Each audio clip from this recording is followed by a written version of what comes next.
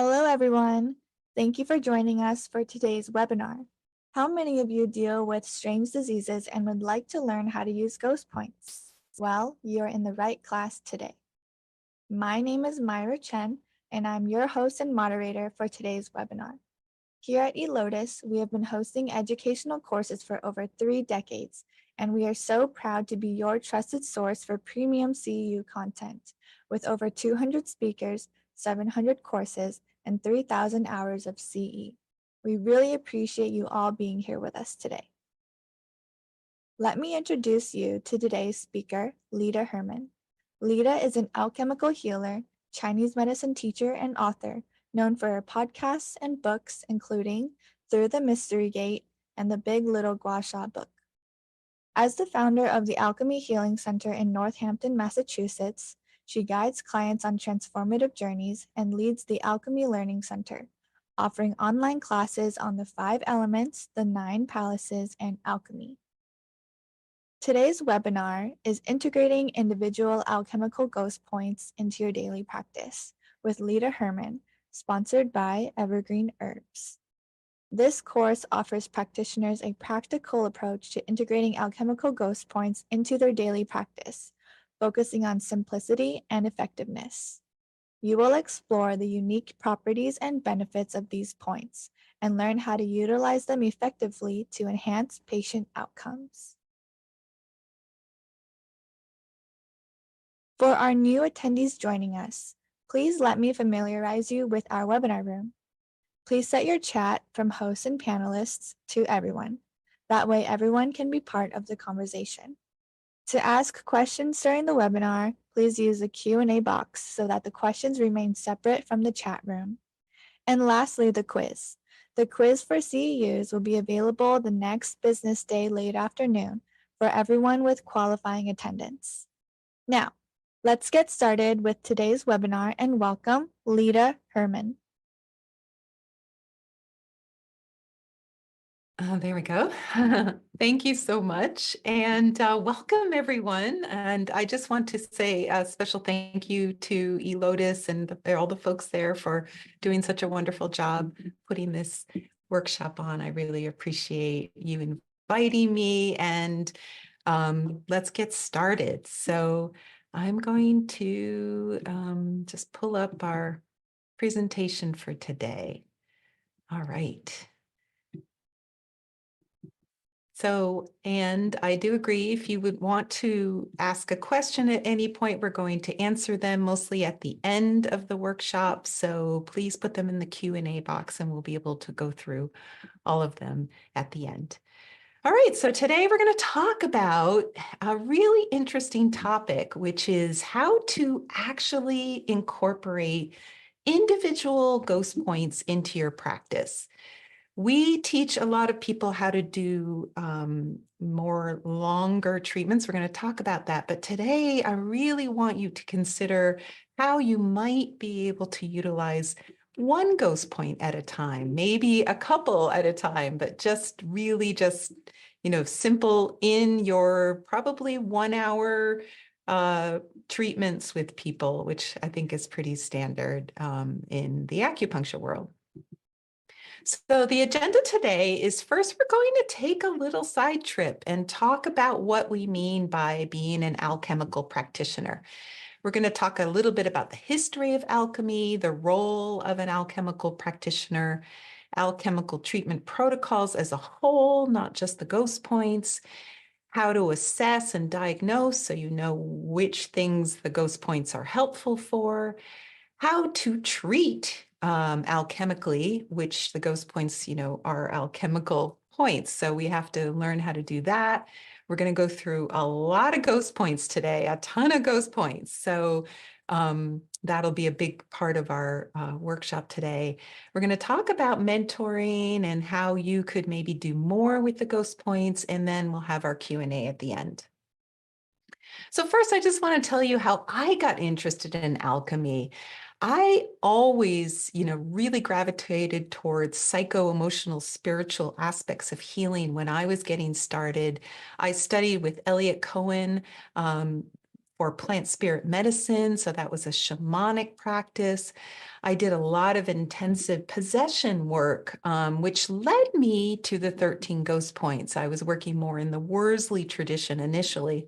And that brought me to Master Jeffrey Yuen, because he was the person who had a lot of information about the ghost points and sort of working more on an advanced level. And I've been practicing Chinese medicine as an acupressurist for nearly 25 years, and I'm a certified instructor with the AOBTA. I've been keen, to bring this way of teaching to everyone, which is really combining all the theory that we're getting from wonderful, wonderful teachers with practice. So I like to see where the rubber meets the road and say, like, how do we actually do these points, not just theoretically, but practically speaking. So I'm applying a lot of these alchemical theories to a modern day practice. So when we look at it that way, it's interesting. It's not just about health anymore or ill health anymore. It's about spiritual evolution of the patient and also simultaneously of you, the practitioner. So it's an amazing cultivation path for yourself as a practitioner. So I think Mira introduced the Alchemy Healing Center. If any of you, we're going to talk a little bit about this later, want to do some additional work, you can come to Northampton, Massachusetts. We also started the Alchemy Learning Center, where we have a lot more classes and meditations and all kinds of things to support your practice. And we have the Inspired Action podcast, which many, many practitioners are also listening to, even though it really is geared to lay people. It has a ton of information for your clients. And we also just really make things pretty easy and accessible and funny. And this is Jay McElroy. She's the co-host with me. So if you haven't heard it, check that out as well. We also have a new book coming out on the 13 Ghost Points. That'll be coming in July. We have 2 5-element books, The Energy of Love, Connecting Your Circle. We have the Gua Sha book, and we have an alchemy book called Through the Mystery Gate, which is about the 9 stages of alchemy, which hopefully you'll understand by the end of this talk today. So why would you want to become an alchemical practitioner? I like to say that we are all like gold, and gold is the metal that doesn't ever corrode. It doesn't break down over time, but the thing is, we don't think of ourselves as gold. We think of ourselves as growing old and decrepit and, basically losing a lot of our function at the end of life. So what would it be like to start changing our viewpoint of ourselves? Like gold, what if we always were perfect on some level? So alchemy is a viewpoint into yourself at that level. What would it be like to be immortal, for example, to actually live like an immortal does? So this is a transformational process. This isn't a, snap your fingers and it's done. You have to move through this kind of thing very slowly. So it's an exploration of the mystery. That's why we called it Through the Mystery Gate. It's an exploration of the Tao. It's definitely a Taoist-based philosophy. And it's exploring multiple dimensions, alternate realities, all things that are and all things that are not, like Gui, which, on some level are. They're just not physically here. And humans are a bridge. It's this idea that we're a bridge standing in the void, which is the space between heaven and earth. And we're going to do a lot with that today. So ghost points, we're going to talk a lot about how they treat illness of all type, but we can also look at them as self-cultivation practices, meaning, helping you evolve. So they're cultivating a person as an alchemist. They're changing each of us, as we transform. This is the road of alchemy. So when we work with them, we get that benefit as well as the client. So the success of a treatment is not what the patient says, it's how much you're touched by the work. In fact, Cincy Mao was reported to have said it's not how many success stories as a clinician you have, but how much you've been touched by the people that come into your life. So that's an interesting perspective. And I definitely think that is a ghost point practitioner perspective to take. So, alchemy is a very widely used word right now. It's very popular. And we have a viewpoint from Western alchemy that it's all about changing base metals into gold, or for finding the philosopher's sorcerer's stone for immortality. And it's not that any of those things aren't true, but we're talking about more of a internal alchemy than an external alchemy. And in the past, even in China, they used stones to cultivate themselves alchemically. And a lot of them are poisonous, but they, if you drink a poisonous elixir and you survive, then you probably feel immortal. So that could be one way to look at it. But in Western alchemy, newmite was believed to be a stone that would, unlock a person's inherent magic. For those of you interested in stone medicine, we might have a couple other little stone references today, but this isn't going to be much about stone medicine today. So the alchemical mindset is that your spirit can never be harmed. It can never disintegrate. And, for people that feel very, very harmed by trauma or other events in their lives, they often think that their spirit is damaged. But the philosophy behind alchemy is that is not true. It's just the home of the spirit is damaged. So the alchemists were part of two camps. One was they wanted to evolve to become immortal in another dimension. And there were some who wanted to become physically immortal, like literally live forever. So my question to us in modern society is, what if you adopt a physically immortal mindset and you come into like a present day mindset without this idea that you're going to die imminently 20, 50 years from now? And so you're not really always in this future mindset. Well, I have these many more years to work and then I'm going to retire. And you always have a plan. So this idea that we're going to grow old and die, you kind of put that aside and you embrace this idea of a immortality mindset, that death is not an impending doom, and not being afraid of death either, or the dying process. So you can also think of alchemy as if you're a little boat on the sea, and most people are, average people are just being tossed in their little boat this way and that way. Something good happens, something bad happens. And then, sometimes only bad happens and everything is just, you're in big trouble, in which case you probably need the ghost points, right? That would be really helpful. And alchemy also, beyond the ghost points, we have the 9 stages of alchemy that we teach. And that form of alchemy is, hey, what if we could add a rudder and a sail and a helm to your boat? And you can become a master or a captain of your own life. And that's that feeling that it's all good no matter what. There is no good or bad. It's all good.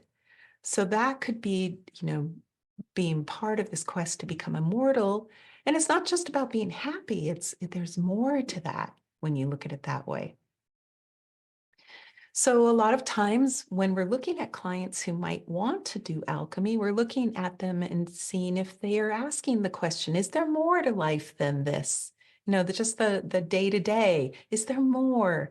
Or maybe they want to end their suffering and they're really stuck. And they want to end it. Not all of us are actually, even though we say we want to end it, we're pretty attached to the suffering. And we want to let go of the past so that we can be free. So it's really about freedom, free to be you, free to be me, living authentically, not beholden to society. So in terms of benefits of the ghost points, we're really looking at, and alchemy in general, We're really looking at releasing the baggage of this lifetime and maybe even past lives so they don't weigh you down. And then as we cultivate with the ghost points, or like I said, with some of the 9 stages of alchemy, you're working to become your authentic self. You're working to release the habits of how you see the world, which are just habits of aging, so that you can be limitless in your interactions with the world and truly fly in your life. So I like to start off with people just sort of, I saw a lot of people at the beginning in the chat saying this, they've never used the ghost points. So how does that compare to your normal treatments, your primary channel treatments, which I believe most of you are probably doing? So alchemy is like transmutation. It's very fast transformation. And it's very deep. It's a deep change. But the for those of you who do the 8 extraordinary vessels or even the divergence, it's also deep on that level. The ghost points are working at that very Jing level, essence level of the person, as well as the spirit level, very similar to the divergence or even the 8 extraordinary vessels. But with the 8 extraordinary vessels, substantial change is still relatively slow. You have to do them over a long period of time. Whereas the ghost points, if you do, we do a whole day treatment of the 13 ghost points. If you do a whole day treatment of the 13 ghost points, the change is immediate. The person does not go home the same person. But it may take time to integrate that change. It's quite like, whoa, what just happened?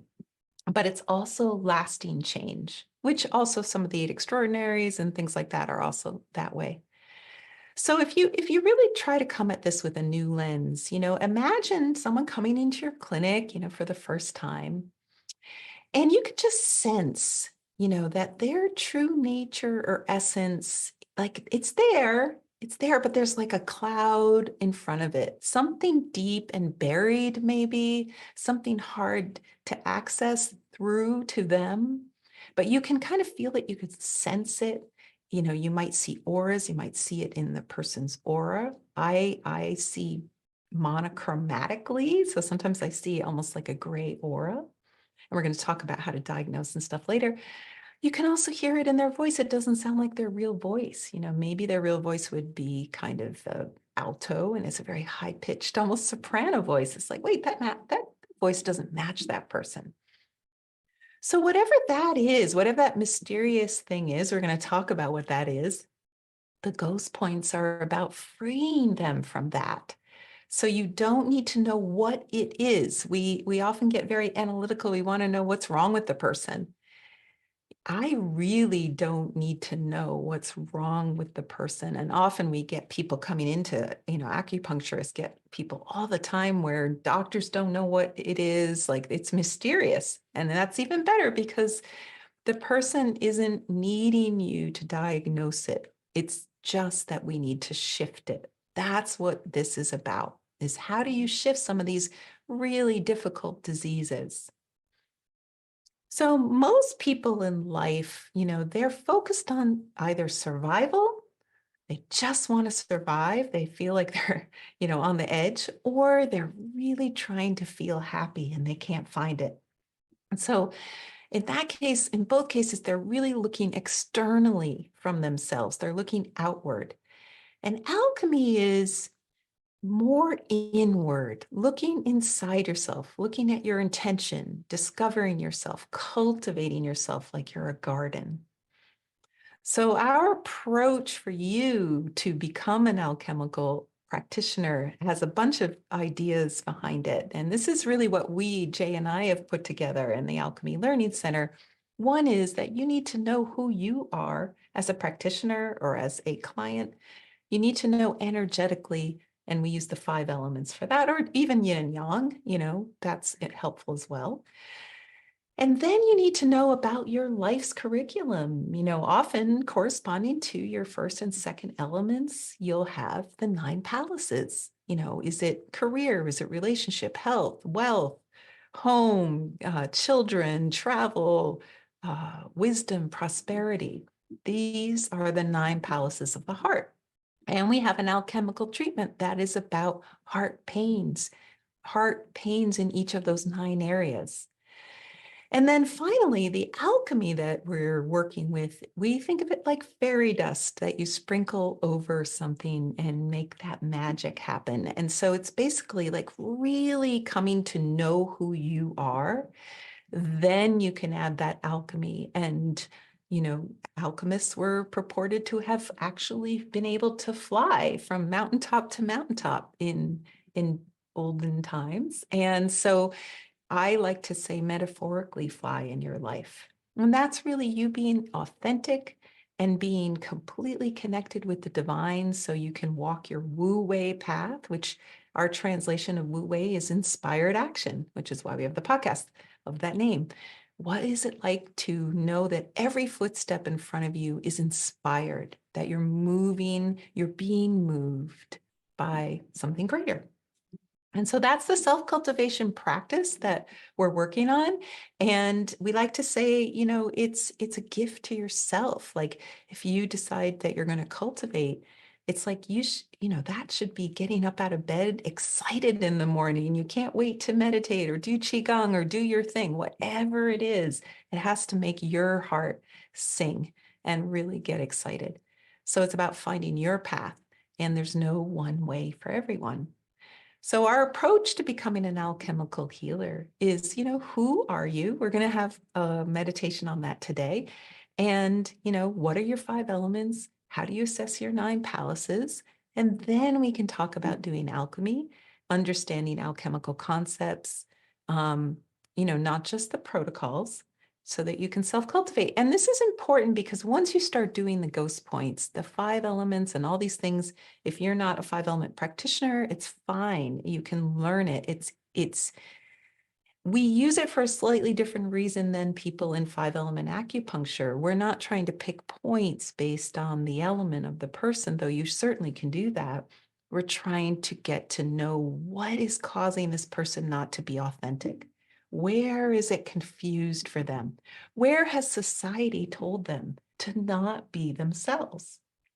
So we like to say that you can invent your own alchemy. You don't have to use the ghost points that we're going to talk about today.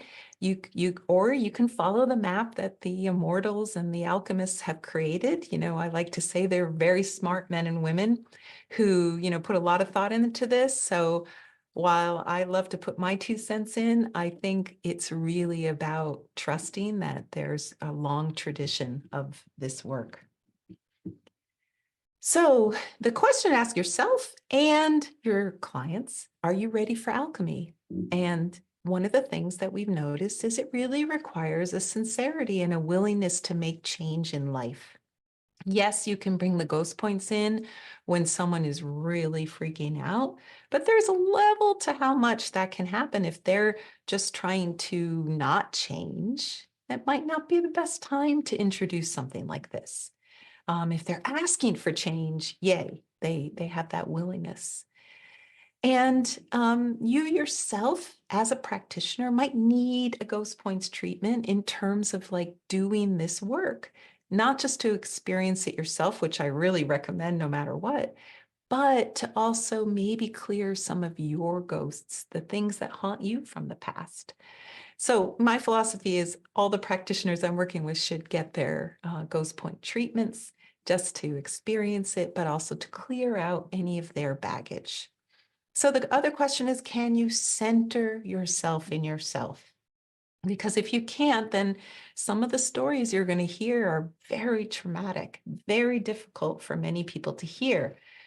But you have to be centered enough in yourself that you can hear some real tragedy that's happened in the world. And it's sometimes, mind-boggling, especially for new students of this work. It's a lot. The other thing is that when you do alchemy, your life radically changes. So there needs to be just some level of groundedness in yourself and, being able to weather that change, so to speak. And so let's talk about just self-discovery, this process of alchemy, having a sincere heart, wanting that change, and then realizing that you have a lot of self-judgment. We almost all of us do. And so we have to start to grapple with some of the negative feelings we have. Are you willing to forgive yourself or forget yourself and others in these treatments? If not, you could be opening up your own Pandora's box. And we're going to talk about the client's Pandora's box. But the first is, do you have that? And that's totally fine. Like, no judgment from anyone like us saying that that's a bad thing. No, let's be loving and kind to that and allow you to work through that maybe before doing ghost points with someone else. So what you're doing is you're sincerely engaging your deepest self, looking for more of yourself in yourself. And that requires sincerity, that you're, sincere heart that opens and engages in this process. So the other thing is, alchemy is not for everyone. Again, if it's frightening, even for you as a practitioner, take your time. There's no rush. And also as people change, their friends, their family, their clients, they might not like the new you. They might disapprove of you changing. And that's hard just for you to know, because the practitioners of alchemy and the ghost points, they're going to change. It's undeniable and it happens every time. So how are you going to feel about that when people are like, I don't like the new you. I want you to go back to the old you. So you may be unwilling to transform yourself or to focus so much on yourself. Like, there's so many distractions and you don't want to take the time. That's fine. You don't have to. So the question is, do you have the desire? Some of us have the desire, but not the will. And that's okay too. It's just you really have the desire, but maybe you have a will block. We're going to talk about that today. Or you just literally don't have the will. It's not blocked. It's just you're into something else and you're doing something else. So when faced with transformation, something in you might be resisting it. And you might need your will to be motivated. So later when we talk about the will block, if that's you, we're going to only mention it a little bit, but that will be enlightening for you.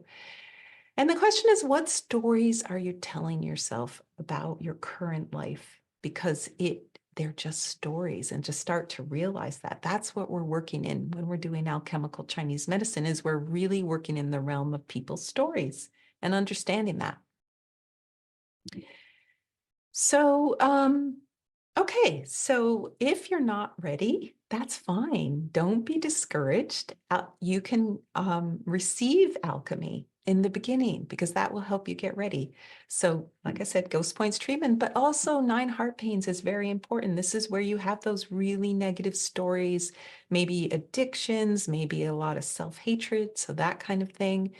The blocked will that I mentioned, we do grieving alchemical treatments. So there's also just you cultivating yourself maybe through other practices. Maybe you could get more into meditation, Tai Chi, Qigong, or Kung Fu, whatever it is that gets you to reconnect with yourself, or maybe going out into nature. So that's sort of a summary of an alchemical practitioner, and I'll do a little bit here on the history of alchemy, because it goes back to around 200, 300 AD with Ge. And this is Ge cauldron from when we visited his home in Luofushan in China.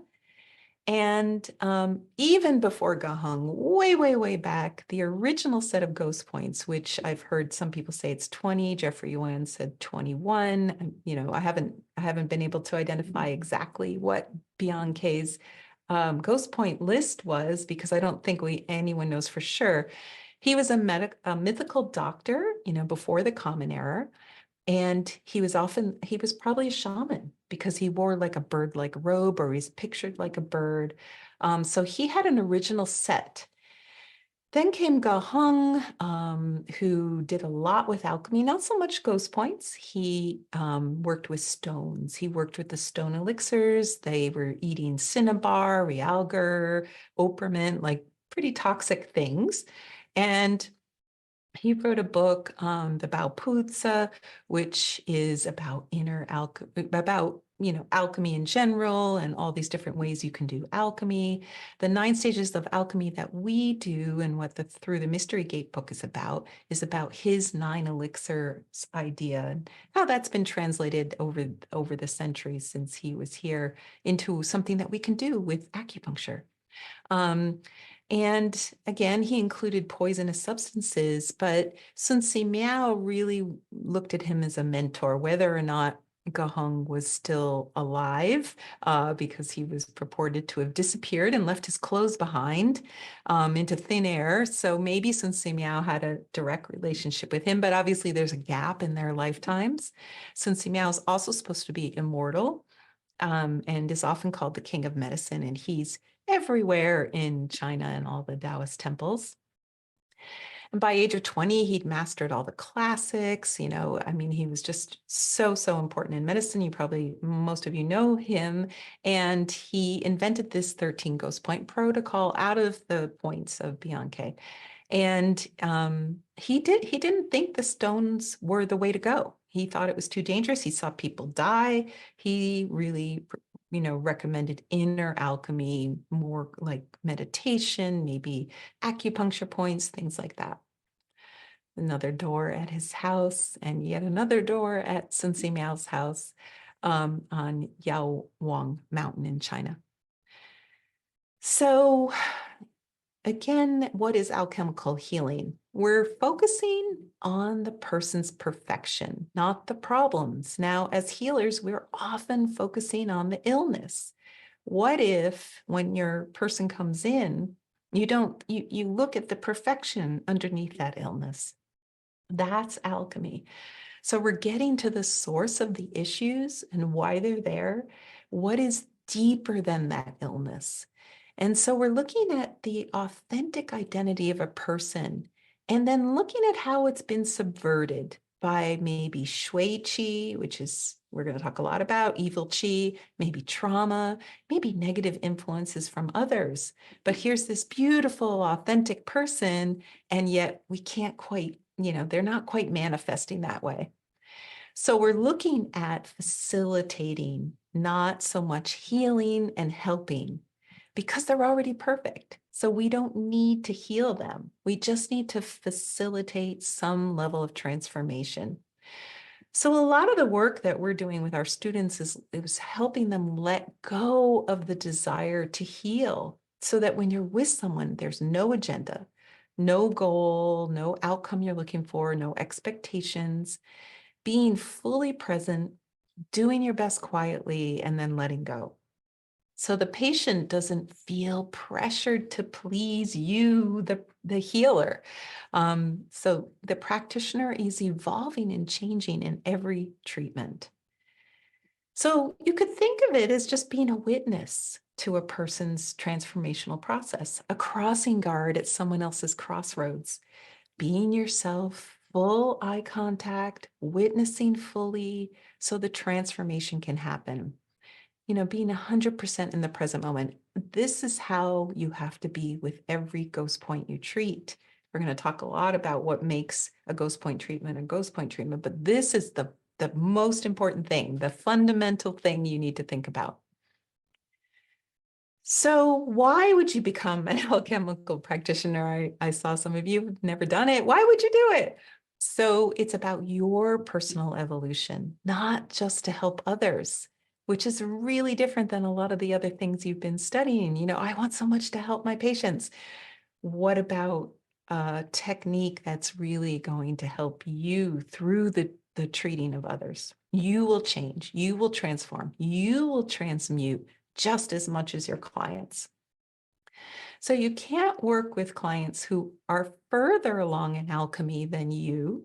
I mean, potentially, we like to say that, because, you must do that part of alchemy first, self-cultivate it is what we like to say. I mean, of course you can try. I mean, there's nothing to stop you, but will it be effective? Maybe not.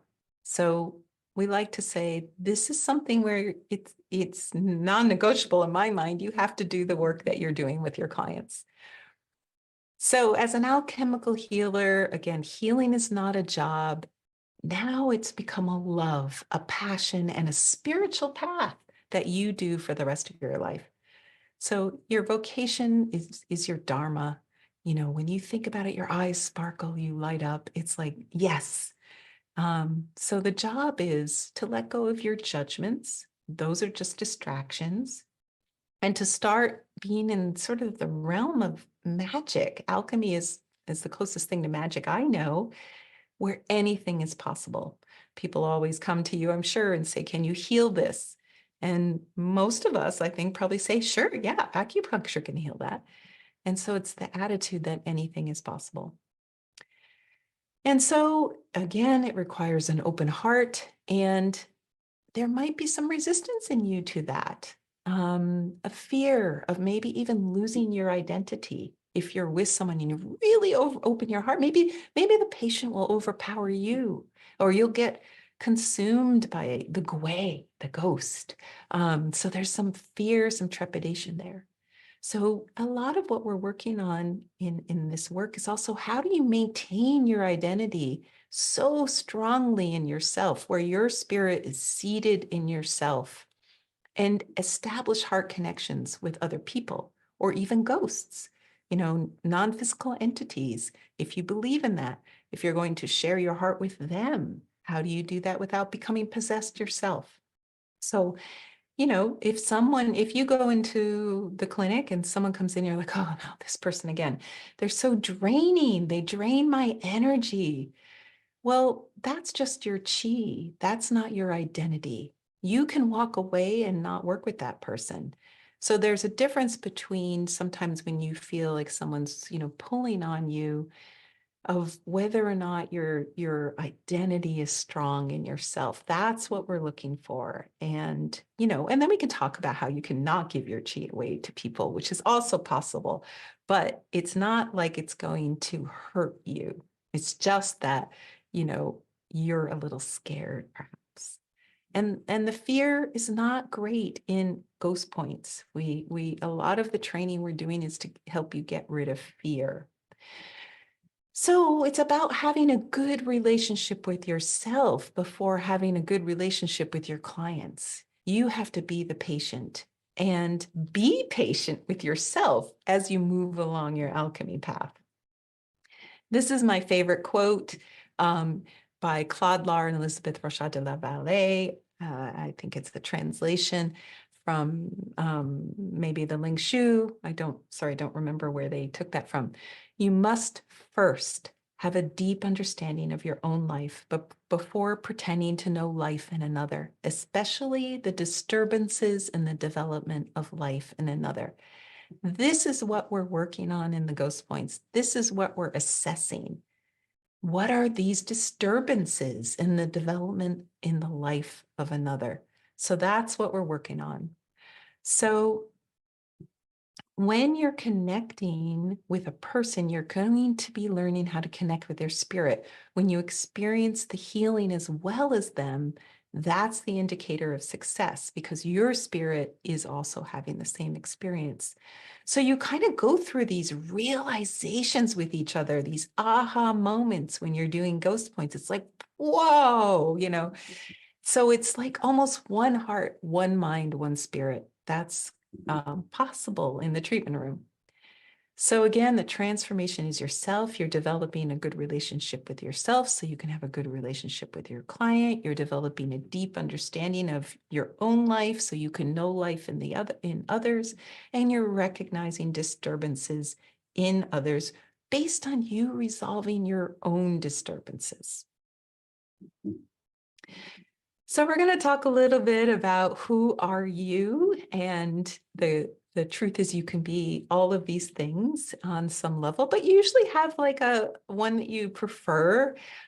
We like to say that as a healer, as a hero, you would always love helping people. You want to save them. You always want to, you're at this workshop because you think of all these clients, maybe this will help them. I want to save them.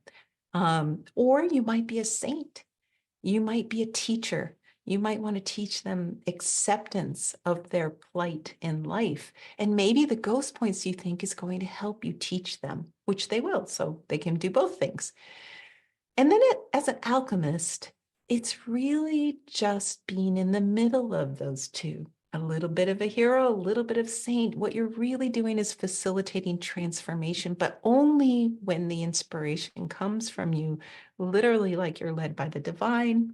And so it's not so much, trying to save people or trying to teach them. It's just facilitation somewhere in the middle. So you can also think of it more like technician, teacher, and shaman, as like hero might be like the technician, saint might be like the teacher, and alchemist might be like the shaman. And so if you just love uh, point location and protocols and, this pattern and that pattern, this is what you're so excited about. You love to read the classics. You just like lots of information. You might be really happy as the technician or the physician. Or you might be more like, I don't want to get in the details so much. I'm just more about the person. I want to teach people. I really want to help them. I want to show them. I don't want to just give them a fish. I want to teach them how to fish, that kind of thing. And then if you're stepping into the shaman shoes, it's as if you're stepping into footsteps or footprints that are just ahead of you, where you have no choice. It's just you being present and following some sort of inner guidance or connection to the divine. The other thing that we're going to talk about today is understanding your psychic powers, which you might be like, I'm not psychic, and I beg to differ. I think we all are on some level. And so you have to begin to develop sort of an awareness of, wow, when I close my eyes, I see colors, I see shapes. When I look at people, I do see auras. When I'm doing ghost points, maybe I see a gwei in my mind and I get a story from the gwei. I can see it. It's like a movie playing out in front of me. That would make you clairvoyant. So you're the visual psychic. Or maybe you're more auditory and you hear things. You hear music that's not really there. You hear internal guidance. You hear chanting. You just internally know which songs relate to a person. We can go on and on, but you may have like some teacher who talks to you and tells you what points to do, which is totally fine. That's you being clairaudient. And if you're clairsentient, it's all sensory. It's energy awareness. You know when a point is done because you feel it. You feel maybe that there is a ghost or a gwei. So you feel the presence of that. Or you might just be claircognizant, which is just a knowing that is not visual, auditory, or sensing. It's just literally a knowing that comes in your mind. Now, the other thing to know yourself is your 5 elements. And we have a slightly different take than a lot of Chinese 5-element Chinese medicine practitioners, which is that you have all 5 elements within you. And we like to say that the important thing is to determine the order of the first 3, especially. Well, the last 2 would be nice, but not everyone can figure that out. But just knowing what your first 3 are, we call that your stackup. And that is really important because surprisingly, the 3rd element is incredibly important for ghost points. The 3rd element is where you go when you're in a funk, when things are truly, truly bad, when you're sick in bed or your lover jilted you or your parents died or whatever it is, you're just a mess. Now you're going to be energetically in that 3rd element. It's not pretty. It's the worst of the element. So this is important for ghost points. You can see why that could be helpful when you're working on someone's, ghosts. And I like to use quotation marks around ghosts because we're not talking about gwei all the time as non-physical entities. We're talking about emotional gwei, all kinds of like gwei-like things that happen. So we're going to explain that in a little bit.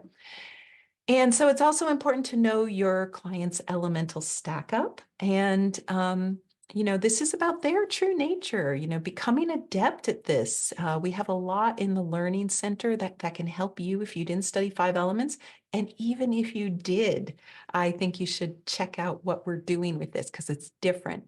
So the acupuncture programs that are teaching 5 elements, they're focused on color, sound, odor, and emotion. And CSOE, yes, it's a great diagnostic skill. I'm not saying it's not important, but we're getting the people who may be walking into the clinic in their 3rd element. So if you just look at CSOE, you're going to sometimes see the 3rd element talking to you. So we have other techniques that we use to diagnose the stackup. And then there's the 9 palaces. And again, the theoretical understanding of this is interesting, but we're working on a very deep level because you're going to be doing ghost points and hearing the 9 heart pains. You're going to hear what they're struggling with, what their challenges are, what has become so painful to them. And so for you to understand, oh, that's relationship. They're not even talking about relationship so much, but everything is about, just for you to recognize that might mean you have a fire person on the table. So let's take a moment and just do some of this Who Am I together. We're going to do a little meditation. So I am going to stop sharing.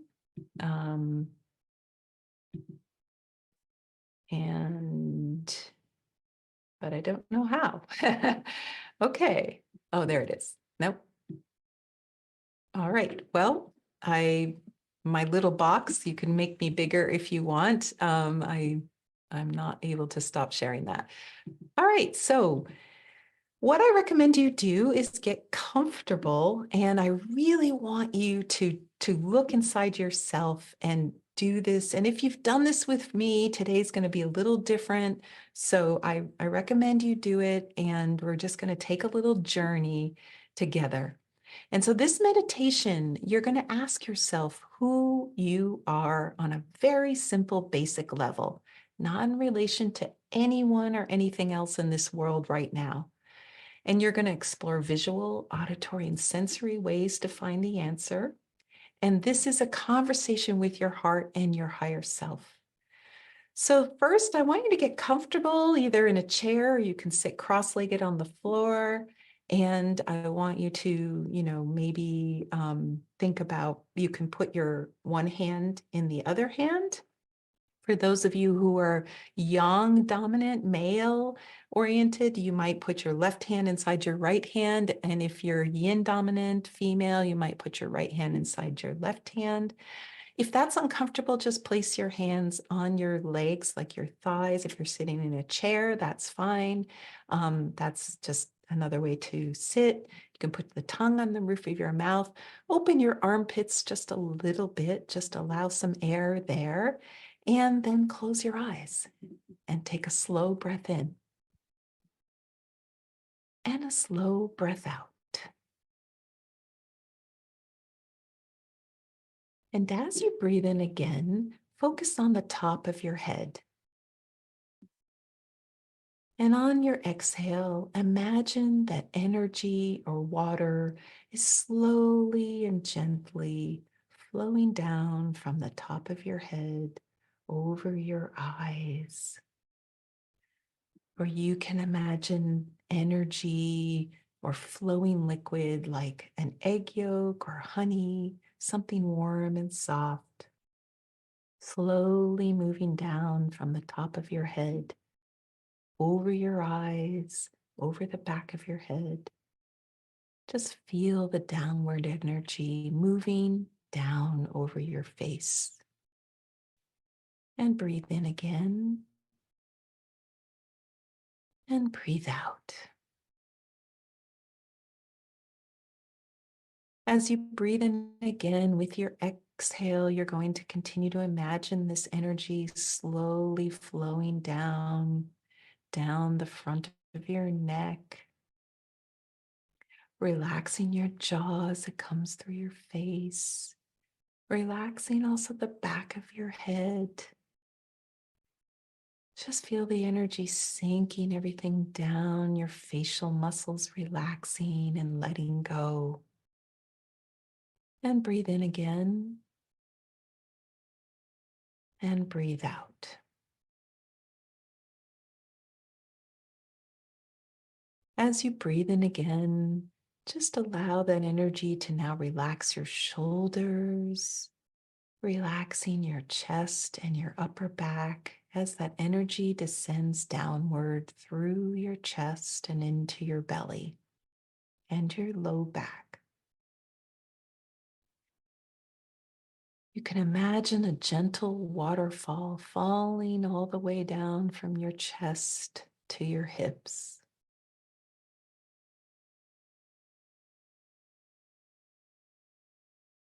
As your energy reaches your hips, imagine the downward energy is anchoring you into your chair. And breathe in and breathe out. And from the hips, keep flowing that energy down your legs, down through your calf muscles, and into the soles of your feet and into the ground. Feel your feet getting heavier as if they're connected to the ground. And breathe in and breathe out.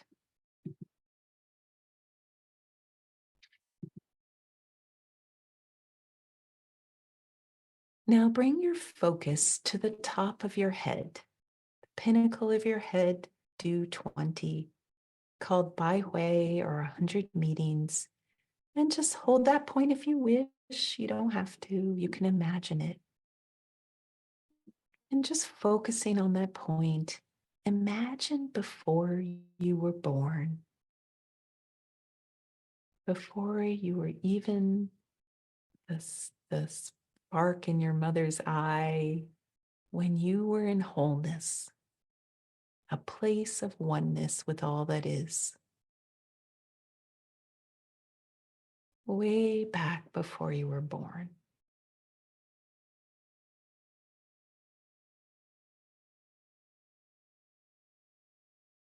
And our brains are the part of us that connects to that wholeness through Do 20, through Bai Hui.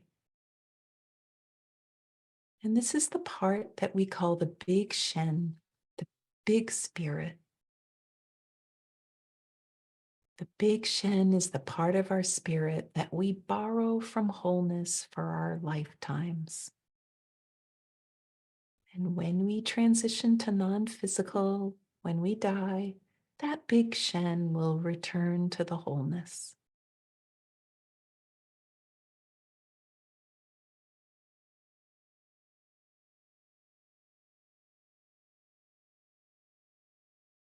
So let's just take a moment and concentrate on remembering or imagining that feeling of connection to wholeness through Do 20 on the top of our heads.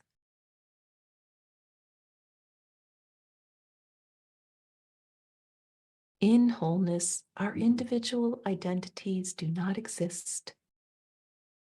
But when we came from wholeness into this physical body, we began to develop a little Shen, our individual spirit, our identity. So we're going to become a little smaller than everything and all that is in wholeness. And we're going to descend our attention down into our hearts, where our unique spirits, our little Shens live. This represents the unique you, who you really are for this lifetime.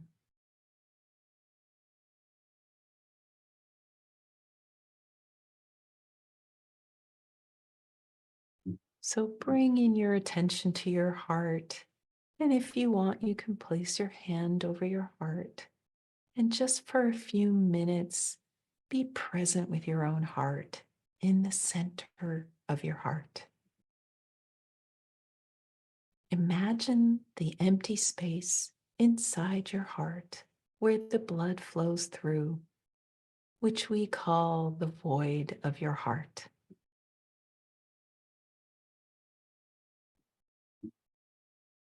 This is the center of your identity where we do alchemical treatments from, and it's your heart space.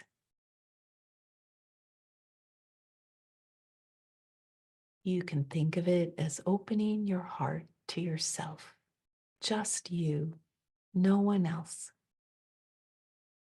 It's safe to open your heart to yourself. You are safe.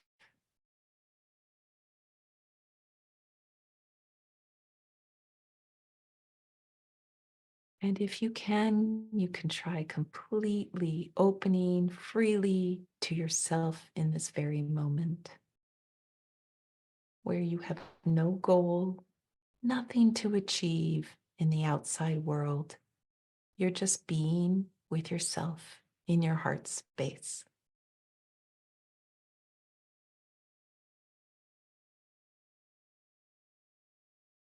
If your mind starts chattering to you, just relax and clear your mind like you're wiping a whiteboard clean and come back to your heart, quieting your mind and being present with your spirit, your little Shen.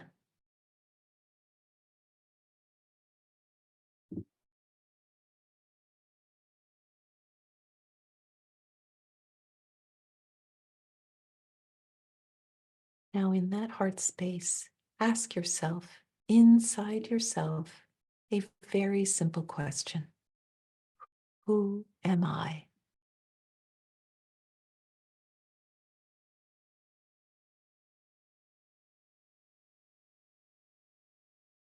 Repeat the question again. Who am I? Slowly in your mind, quietly, several times. Who am I?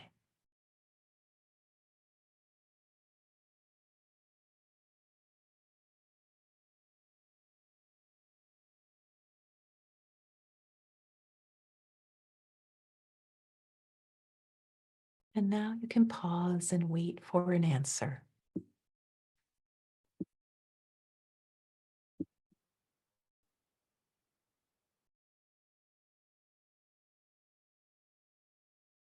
Whatever answer comes to the question, make sure it doesn't have to do with any other person, family member, or groups of people on this planet or in the universe. It's just about you, not in relation to anyone or anything else. Who am I?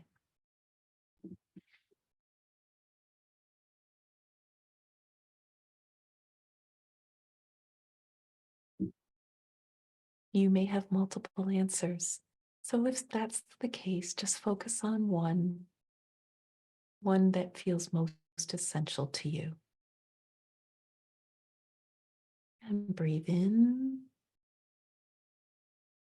and breathe out.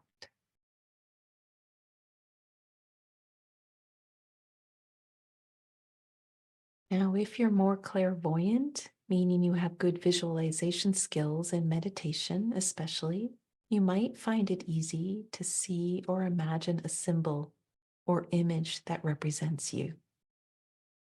Can you see a symbol of who you are? An insignia, perhaps.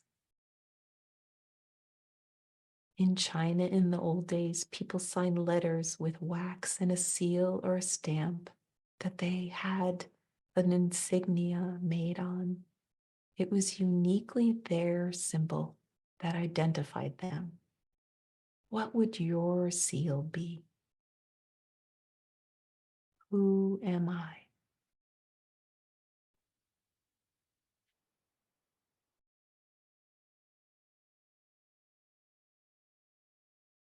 If you're more clairaudient, meaning you have good auditory skills, you might hear a sound or note that represents you.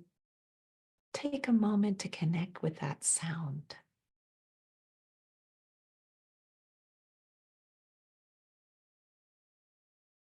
What is the note that is uniquely yours? Only your note.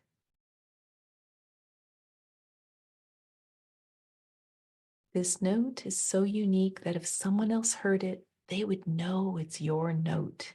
It identifies you. What is that note? This is your heart's note. And every heart has a unique note that it uses to find resonance with everything else in the world. What is your note? Who am I?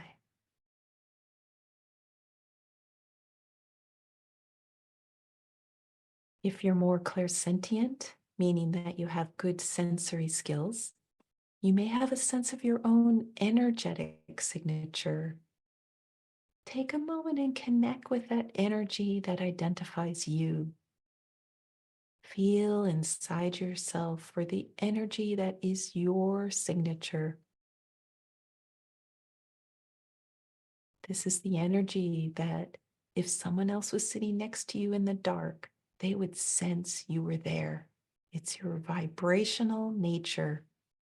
So without vision or hearing, you would still be identified by this energy.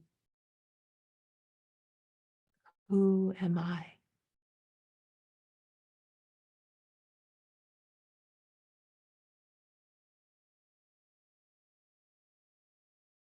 Now take a moment and think about these three ways of identifying your true identity: visual, auditory, and sensory. Which one is strongest for you? Was it visual, the stamp or the seal? Was it auditory, the note that's just yours?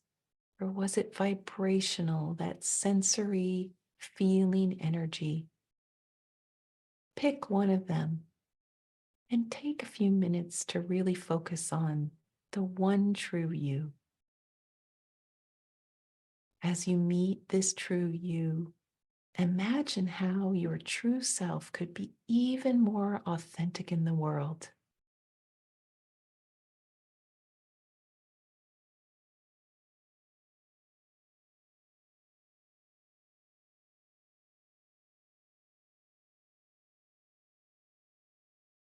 What would it be like to live your life this authentically?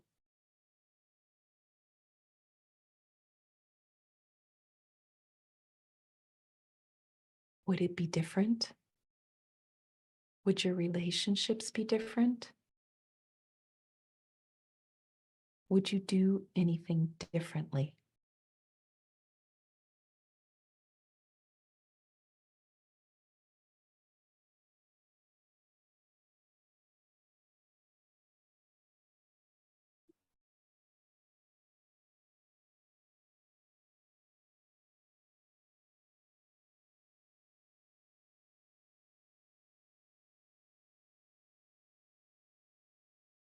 Could take another minute and continue to think about that, but we're going to take a 10-minute break where we invite you to share your experience with us in the chat window and write some notes down for yourself in a notebook if you prefer. But if I'd love to read your experiences if you'd like to share them. So we'll take a 10-minute break and we'll come back at 13 past the hour. All right, sounds good. Let us see you at 1:13. Okay, great.